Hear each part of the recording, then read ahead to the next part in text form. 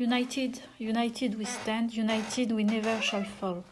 Il ouvrit les yeux et se redressa d'un bond. Mais qu'est-ce que... Alarmé par les mouvements de son maître, Lupa avait dressé les oreilles. La musique provenait de l'appartement d'à côté. Rythme tribal, guitare glaireuse et distordue, un chœur simiesque qui répétait un slogan débile. Ce genre de musique, le heavy metal, se situait pour Rocco au 7e niveau de la classification des emmerdements.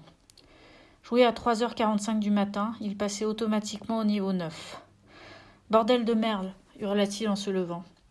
Au bout de 10 jours, il se sentait à l'aise dans son nouvel appartement de Via Croix-de-Ville, mais pas avec ses voisins, surtout ceux d'en face. Pas le choix, il fallait leur rendre visite.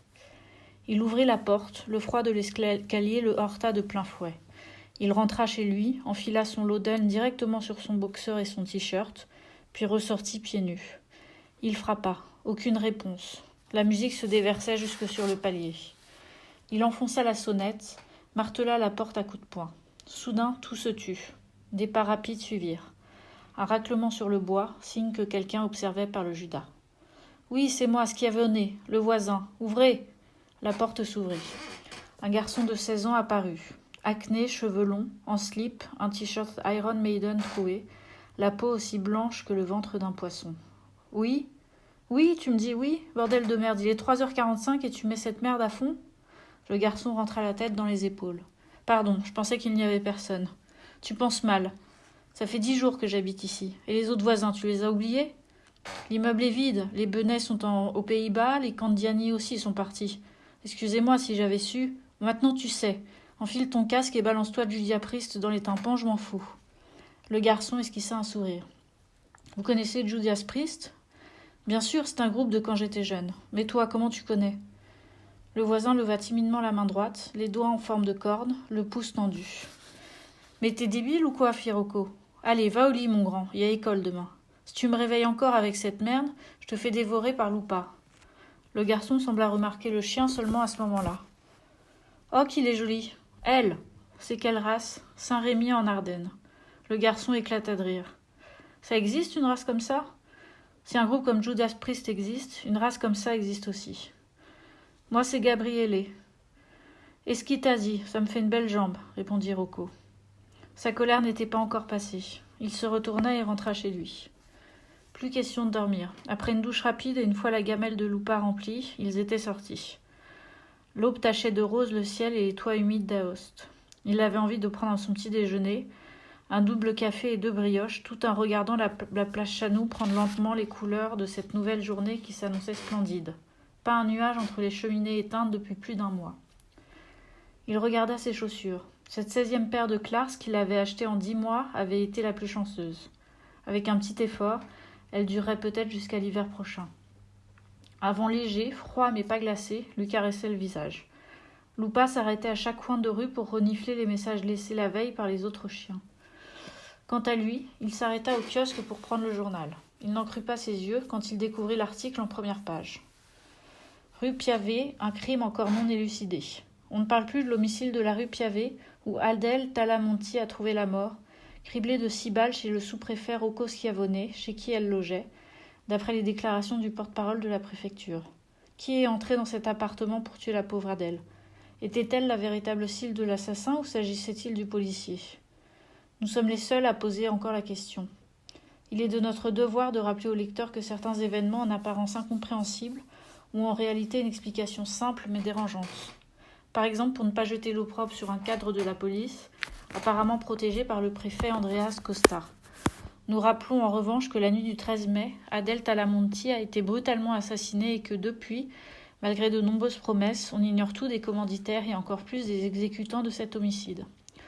Une seule chose s'est produite. Rocco Schiavone a déménagé. De toute évidence, il a du mal à vivre avec ses responsabilités. Nous espérons que la préfecture ou le juge Baldi apporteront bientôt au journal et aux citoyens des réponses concrètes. Signé Sandra Buccellato. Il roula le journal en boule et le jeta dans la corbeille. Il devait clouer le bec une bonne fois pour toutes à cette Sandra, ex-femme de Costa, responsable de la haine que le préfet éprouvait envers les journalistes, depuis qu'elle s'était enfuie avec un rédacteur de la Stampa. Il devait la rencontrer, la menacer, la frapper. Comment osait-elle ? Cette phrase en particulier. De toute évidence, il a du mal à vivre avec ses responsabilités. L'avait mis sur les nerfs. Ses responsabilités, il vivait avec depuis le 7 juillet 2007, mais qu'en savait Sandra Buccellato? Il n'avait pas à se justifier, il devait seulement faire un saut à la rédaction et la réduire au silence. Le café avait un goût de terre, les brioches de beurre fondu. « Qu'est-ce qu'il y a, monsieur » demanda Ettore. Une dizaine de personnes prenaient déjà leur petit déjeuner au bar. Rocco secoua la tête. « Ettore, c'est pas le jour aujourd'hui. Déjà réveillé, vous avez quelque chose sur le feu ? Non, rien. Tu connais Sandra Buccellato ? Ettore sourit. Si je la connais, elle vient au moins 3 fois par jour. La rédaction est juste en face. Tu peux me la décrire ? Non, parce que je lis les journaux, je vous connais et je sais que vous voulez un portrait robot pour l'identifier et lui faire quelque chose de très désagréable. Je ne touche pas aux femmes, moi, Ettore. Ah non ? Et Nora Tardioli, qui vous a renversé un spritz sur la veste ? Ou Anna Cherubini, qui pâlit et dont le cou se couvre de plaques rouges rien qu'à entendre votre nom ? Rocco regarda le barman dans les yeux. Toi, pour te mêler de tes affaires ? Jamais, monsieur, jamais. J'ai un bar, se défendit-il. Il fit volte-face et retourna au comptoir. Rocco termina son café. Il s'apprêta à sortir, puis s'arrêta à la porte. Bon, vu que tu sais tout, cria-t-il, faisant se retourner 3 personnes. Tu sais aussi de quelle race est mon chien ? Saint-Rémy en Ardennes, monsieur Schiavone. Comment ne pas connaître cette race ? Ils éclatèrent de rire. Ettore lui plaisait de plus en plus. Dites-lui que je la cherche. Je transmettrai. Le personnel de ménage devait être en grève, car personne ne semblait avoir mis le pied dans son bureau. Le désordre de la veille était encore là, comme si un crime avait été commis dans la pièce et qu'il ne fallait rien toucher jusqu'à l'arrivée de la scientifique. Il ferma la porte, ouvrit son tiroir. La boîte en bois gravée était vide. Un coup de poing à l'estomac, un obstacle insurmontable. Il s'apprêtait à fumer son dernier joint. Il le prépara avec un soin méticuleux, l'alluma, et le savoura en paix en regardant le ciel par la fenêtre, attendant que ses neurones engorgés par une nuit sans sommeil se remettent à fonctionner. Son téléphone sonna à la 3e bouffée. « Ici Schiavone. Ici Costa. J'allais monter vous voir, monsieur. Bien. Laissez votre chien dans votre bureau. La dernière fois, il a rongé le pied du fauteuil. » Rocco raccrocha. Il regarda Lupa, endormi sur le canapé. Il ramassa une balle de tennis qu'il lui avait achetée et la posa près de son museau. Il ouvrit la fenêtre et quitta la pièce. Costa se tenait derrière son bureau, bien au milieu. Baldi était assis dans l'un des 2 fauteuils en cuir clair. Le juge scruta fixement Rocco et lui serra à peine la main en marmonnant un bonjour, plein de ressentiment. Costa était nerveux, mais contrairement à Baldi, il brailla ses salutations à plein poumon, comme à son habitude. « Bonjour, monsieur Schiavone, asseyez-vous, je vous en prie », en désignant le fauteuil vide juste à côté du juge. « Bien, bien, bien. » Le préfet croisa les mains sur la table, puis alla droit au but. « Parlons de l'affaire de la rue Piavet. D'après ce que m'a dit monsieur Baldi, vous connaissez l'assassin et le mobile, mais vous refusez de partager ces informations avec nous. Est-ce vrai ou s'agit-il seulement d'une spéculation du magistrat ?» Rocco regarda Baldi et lui sourit. « Vous savez tout. Pourquoi tourner autour du pot ? » « Vous êtes un représentant des institutions, intervint Baldi. Vous devriez vous conduire comme tel. Je vous le répète, nous savons que vous allez souvent à Rome, nous savons qui vous rencontrez, qui vous fréquentez. Et vous connaissez aussi le nom de l'assassin, Enzo Biauchi. » À ce nom, Costa et Baldi se regardèrent. « Qui est Enzo Biacotti et pourquoi veut-il votre mort ?» Rocco s'étira le cou, ce qui lui faisait encore mal après sa nuit blanche. « Vous savez tant de choses sur moi, pourquoi pas ça ? Vous êtes agaçant, Schiavone, vous ne vous rendez pas compte que Baldi et moi essayons de vous aider. Vous le comprenez, ça ? Nous vous protégeons. Vous me protégez de quoi ? Vous avez de nombreux ennemis et pas seulement parmi les délinquants. Non, vous en avez aussi beaucoup à l'intérieur. On vous a expédié ici, mais ça aurait pu bien plus mal se passer pour vous. Vous êtes sûr ? Arrêtez avec votre ironie à la con, cria Baldi. Vous risquez d'être déféré, voire pire. Schiavone écarta les bras. Par exemple, être chassé de la police ? Envoyé dans un trou perdu de l'Aspromonte ? Non, mon cher, répliqua Costa avec un sourire de circonstance. Vous risquez une enquête approfondie sur vos comptes, vos achats, vos propriétés, vos amitiés. Vous chasser de la police, ce serait un cadeau par rapport à ce qu'il pourrait vous faire. Costa se leva, fit 2 pas vers la fenêtre, croisa les mains derrière le dos et poussa un soupir.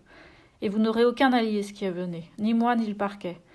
Ce serait pour vous le début d'un calvaire sans fin, et je vous jure que nous irons jusqu'au bout. Alors, il se retourna brusquement vers Rocco. Vous nous racontez quelque chose ou cette réunion s'arrête ici ? Rocco se passa la main sur le visage. Il regarda les 2 inquisiteurs. 3 choses. Du temps. Ça, nous en avons autant que nous voulons, répondit Baldi. Du café. J'en fais apporter. C'est quoi la troisième chose? Je veux mon chien ici. Costa décrocha son téléphone. Rispoli, faites monter le chien de Schiavone et faites savoir que je ne veux aucun appel pour aujourd'hui. Tant que vous y êtes, faites-nous apporter de l'eau et du café. Il raccrocha, s'assit. Bien, nous sommes tout oui. Avant de commencer, encore, lâcha Baldi, impatient. Je veux savoir comment vous avez obtenu toutes ces informations sur moi.